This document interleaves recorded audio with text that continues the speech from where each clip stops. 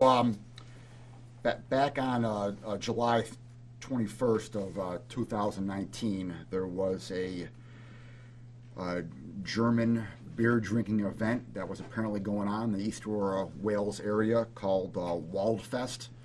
It was an event that was held from noon until 7 o'clock that evening. And at about 6:30 that evening, 30-year-old Erin Kuntz was coming home from that beer fest. And apparently she had been drinking all afternoon. And she was, as you'll recall, she was driving down East Main Street there, coming into the village of East Aurora there, past the 400 exchange there, that'd be on the right-hand side there, and was proceeding into the village there on Main Street, where there happened to be a party of some kind going on in one of the residences there on East Main Street as you approach the village there. And Miss Kuntz basically veered off to the right side of the road and went up on a over the shoulder, clipped a parked car, went up on the sidewalk and struck a 9-year-old little girl who was driving on a scooter on the sidewalk. The 9-year-old girl had a broken clavicle, some broken ribs, some scarring on her legs. Fortunately, the girl has recovered and is doing fine. Miss Kuntz, her blood alcohol read was 0.20. She was initially only charged with and arrested on the E felony, the vehicular assault in the second degree, based upon the fact that she was intoxicated at the time. But due to the fact that the read was above a 0.18 or above, in this case a 0.20, we were able to elevate the charge to a vehicular assault in the first degree, and that's what she was ultimately charged with. That's what she pled to, which is now a D felony. And so she pled to the charge back in December, and she was sentenced to 5 years probation today. The family of this 9-year-old little girl was, quite frankly, extremely forgiving in this matter, and I give them credit for their forgiveness. The father wrote a letter to the judge. The father did not ask for jail time. The father left it in the judge's discretion and did not specifically request jail in this matter. So we stood by the father here, stood by the family of the victim, and the judge gave Miss Kuntz 5 years probation. She also suspended Miss Kuntz's license for 6 months, and then after Miss Kuntz can get her license back, she has to have a ignition switch put on her vehicle for the full 5 years of probation. So I am just glad that this little girl is okay. I am glad that the little girl is back in school and doing well, and that this was not. It was already tragic, obviously getting hit, but it could have been much more tragic, and I'm obviously quite thankful and grateful that it didn't get to that point. Do you think that was the biggest reason why she didn't face jail time, is because she was able to recover from her? You have to ask the father. I don't know. I know my district attorney spoke to the father numerous times. Spoke to him this morning and let him know the charge. I don't know what was going through the father's mind. I just think the family was forgiving here, and apparently Miss Kuntz has been very remorseful after this was over, and has expressed her remorse for what happened here, and obviously, like I said, the father and the family was very forgiving here. But she was almost 3 times the normal. Yeah, Right, she was drunk. That's pretty Yeah, good. she was drunk. Yeah, again, I don't know what time she started drinking, but that Waldfest started at noon that day, and it was 6:30 when the incident happened. Again, I don't know if she was there all day or not. I don't want to. I'm not going to put beers in her mouth. I'll just, I don't know how long she was there, but. Did she deserve to go to prison? Well, no. Listen, I respect the family's decision here. I respect the father's, the father didn't ask for jail time, so I'm I'll stand by the father here. Every case is different. I mean, and obviously, the family here didn't ask for jail, and so I'll stand by the father here. What could she have gotten? Almost 4 years. 7. 7. The conditions for a probation included with the license suspended is that ignition Yes. device in Yeah, there. interlock ignition. Yes. You could just talk a little bit about that. Yeah, it's basically it's a ignition interlock where it's a machine that's hooked up to your car, and you basically can't start your car. You got to blow into a tube that reads your non-alcohol on your, then the car can start up. So this is full 5 years. And it has to be below the legal limit or absolutely no alcohol. You know what? I'll have to get back to you on that. I don't know. I don't know.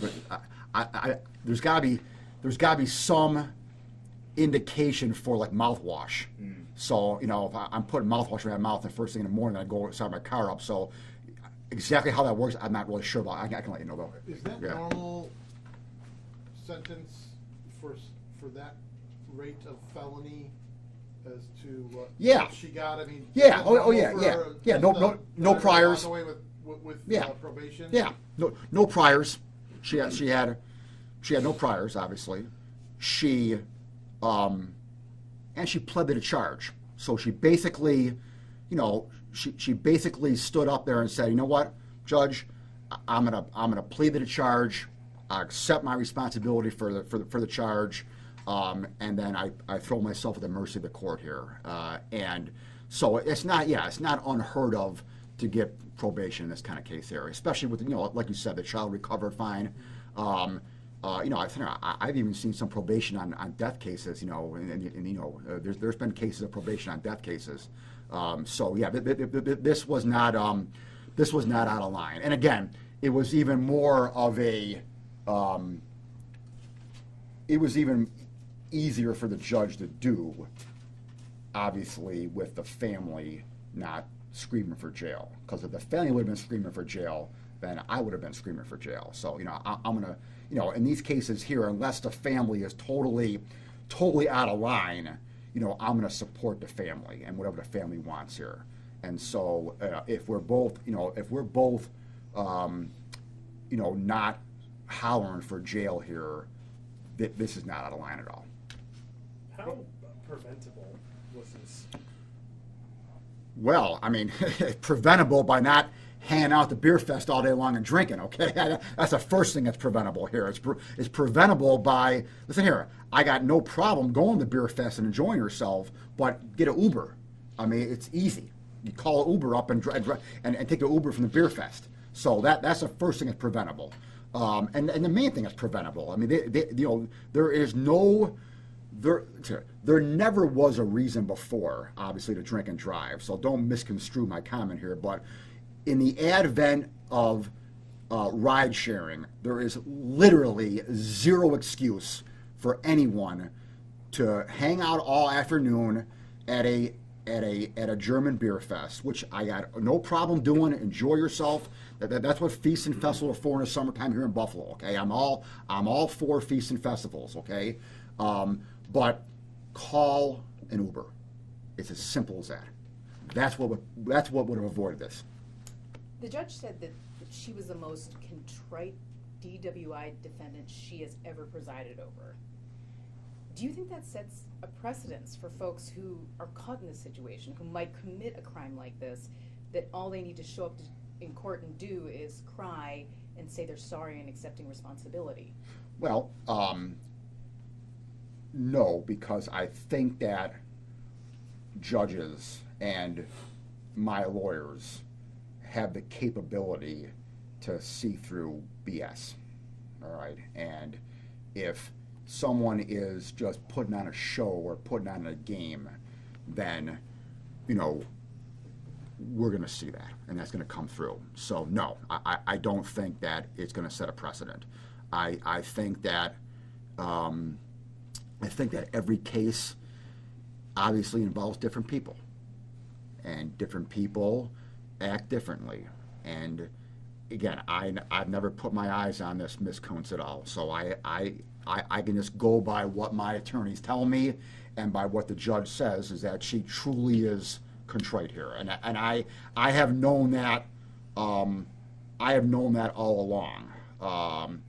I didn't like the fact that she got her license back at arraignment in this case. So she kind of played a little game there back in July to get her license back right away, and that was just a mistake that fell through the cracks on the court's part there.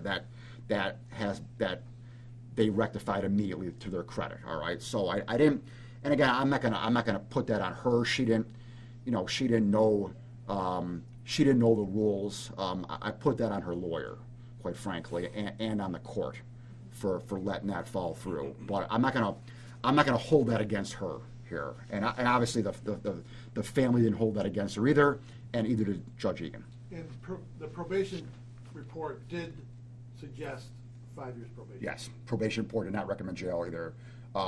But as you know, in the past, that doesn't mean a lot to me, quite frankly. I mean, I mean, I shouldn't say that. It doesn't. I mean, I read it and I take it into account, but I disagree with probation reports on a daily basis. So that I would have that doesn't. That's not the end of the line for me, but it's important though. So the family didn't ask for anything in specific. Specifically, they just asked the judge to do what she thought was right. Yeah. Yep. Yeah.